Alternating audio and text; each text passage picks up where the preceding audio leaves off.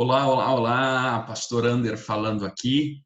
E como prometido para você que é da Seara Porto Alegre ou ainda não é da Seara Porto Alegre, mas está me assistindo, eu vou estar comentando esse livreto de Lutero, o livreto Como Orar. Está disponível para você baixar lá no site. Está aqui o endereço do site. Você pode então estar baixando lá para acompanhar a leitura. Nesse pequeno livreto, Lutero ensina um homem, né, sobre como orar e como ele faz para orar. E é muito interessante nós vermos os detalhes que Lutero usa para aprendermos como nós podemos nos dedicar de uma forma melhor à oração e como isso é tão importante para a nossa vida. Uma das coisas que Lutero fala e nós precisamos entender é como se deve orar a cada dia, e aqui é a referência dele, a quem ele está escrevendo, o mestre Pedro Barbeiro, esse cidadão que ele escreveu.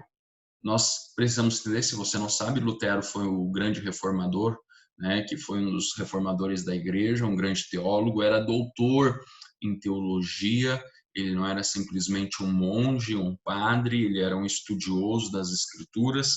Se você tem a sua Bíblia hoje, é porque ele, juntamente com os irmãos Gutenberg, colocaram a Bíblia na mão do povo e fizeram da Bíblia o livro mais vendido do mundo, né? O livro que mais foi também distribuído gratuitamente no mundo.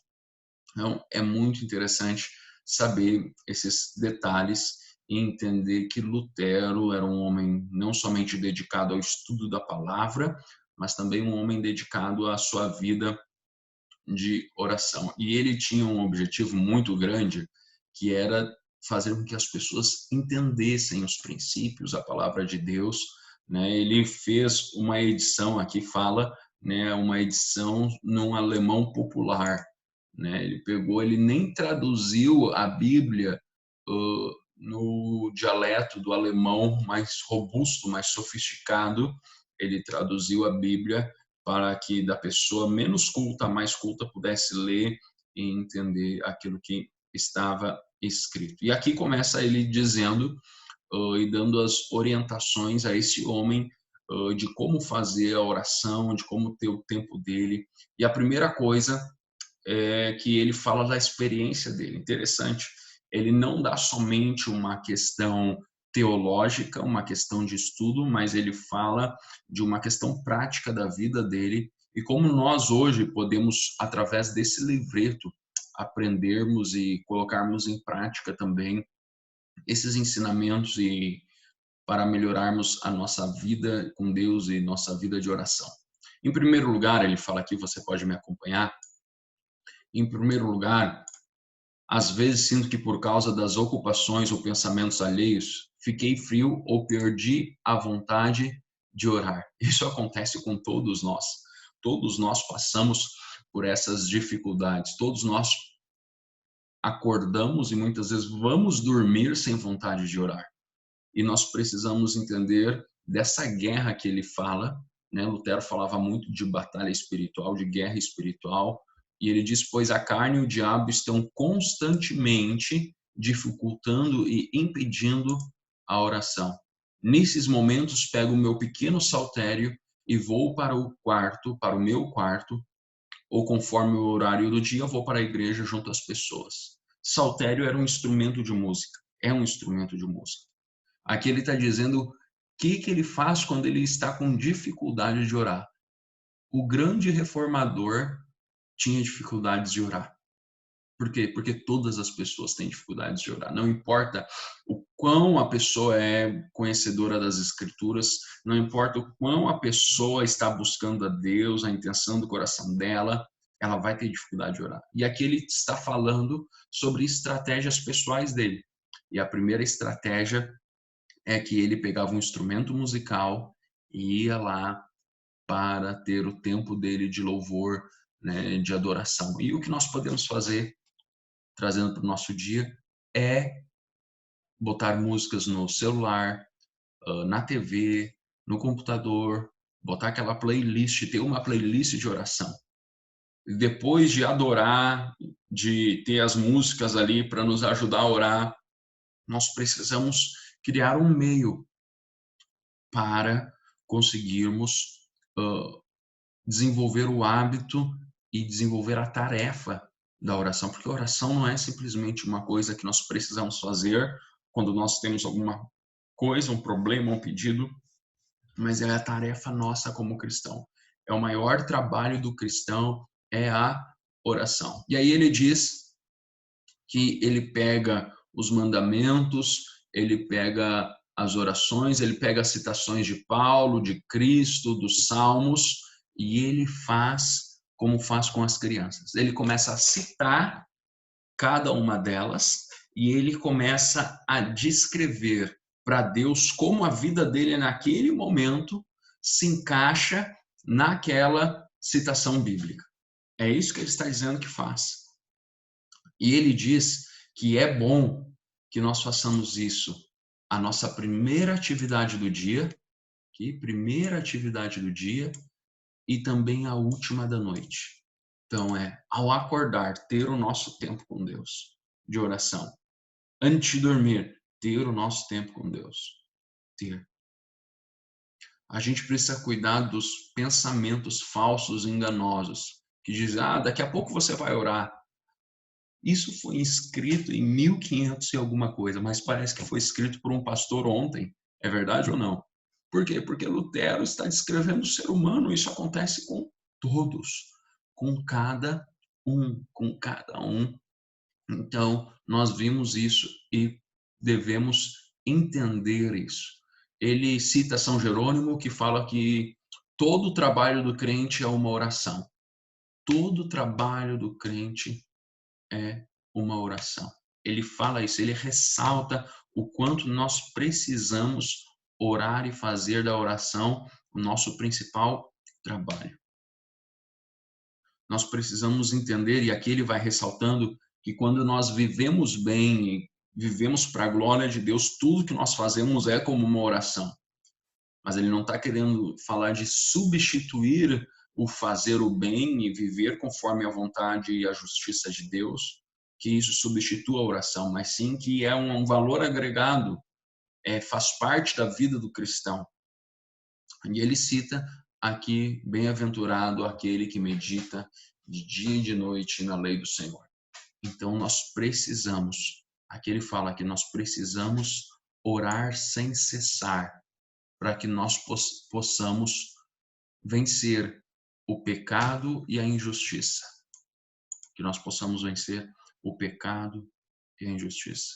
E diz que nós não podemos deixar de lado o hábito da oração. É muito, muito interessante. É muito interessante. Ele faz uma citação aqui que eu gosto muito da forma com que ele expressa, uma forma tão clara e objetiva,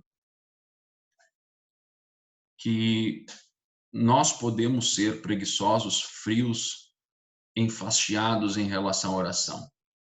Mas Satanás não é preguiçoso, não é negligente. E ele sabe que a nossa carne deseja o pecado.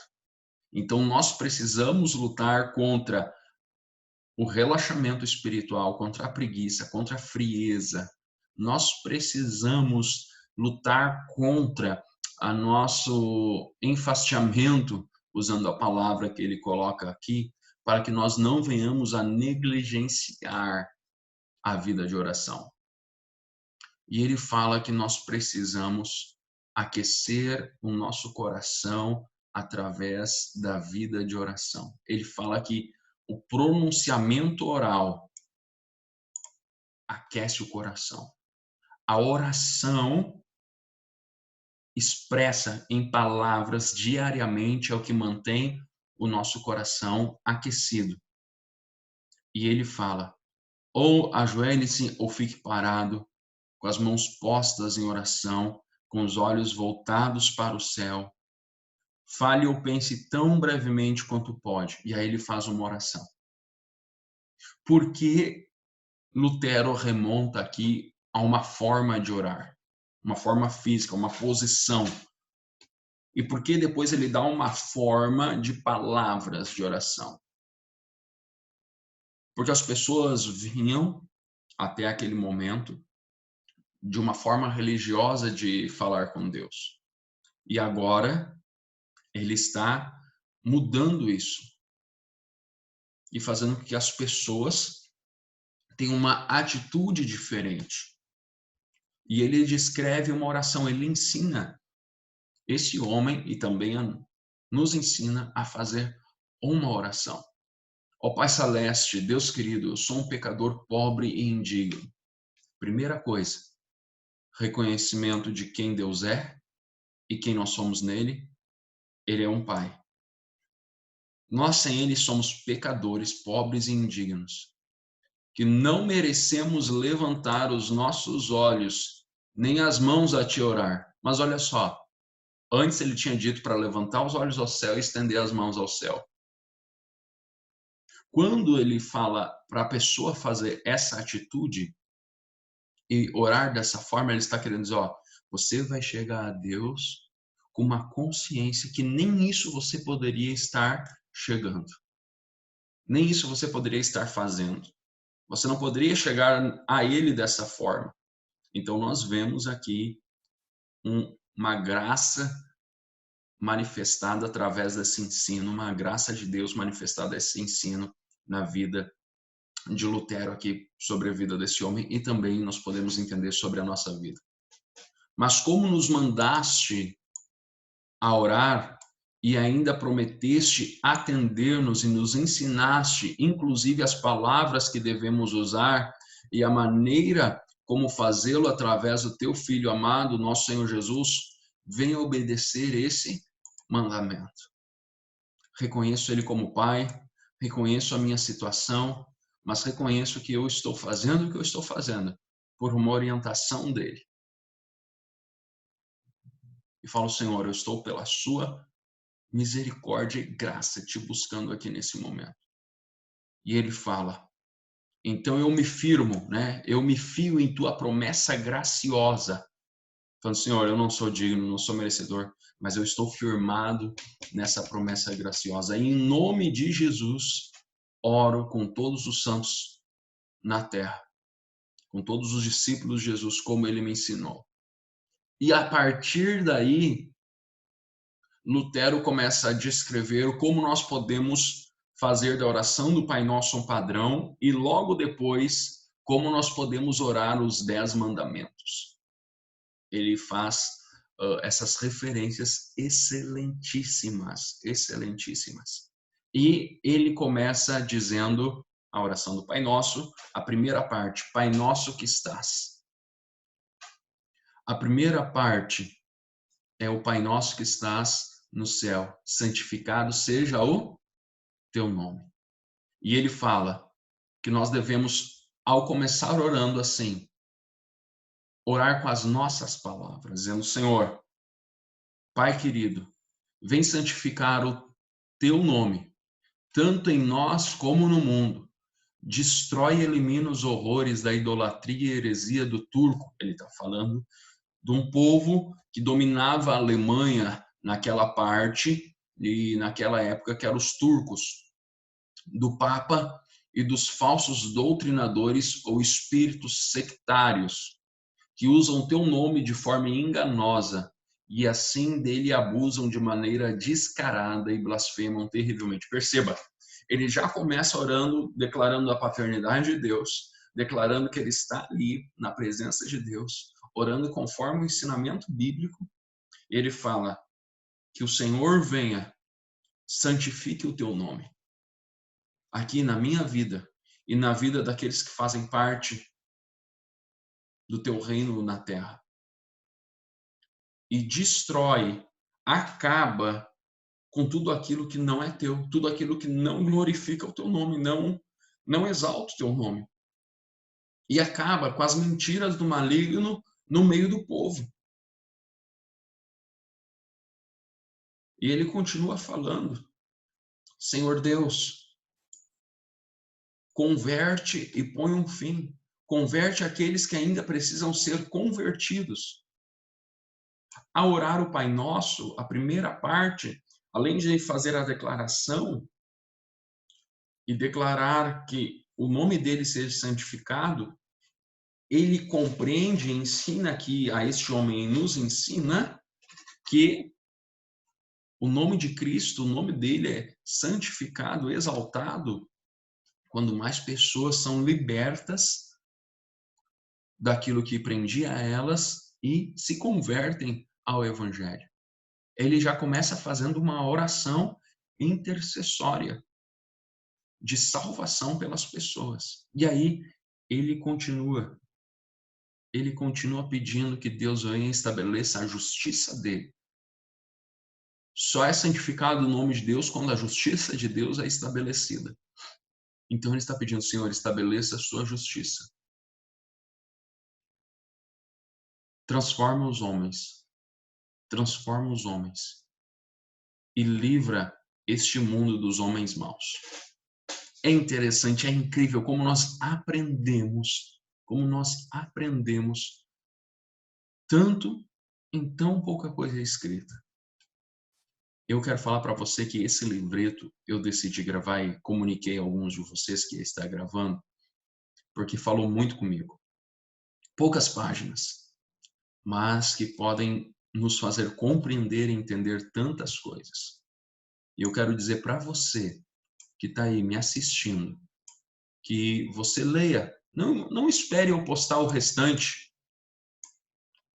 das gravações, dos outros pontos desse livreto. Leia. Eu vou estar comentando os pontos, muitas vezes 2, 3 pontos por vídeo, e vou estar postando aqui no YouTube, e você vai poder estar compartilhando também.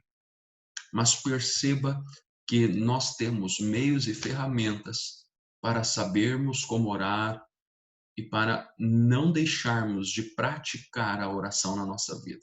Então eu quero convidar você a estar fazendo isso e tenho a certeza que Deus vai estar atendendo cada uma das orações que você fizer a Ele, porque essa é a promessa dele. Se Ele promete, Ele cumpre, tá bom? Deus abençoe você. Até o próximo vídeo.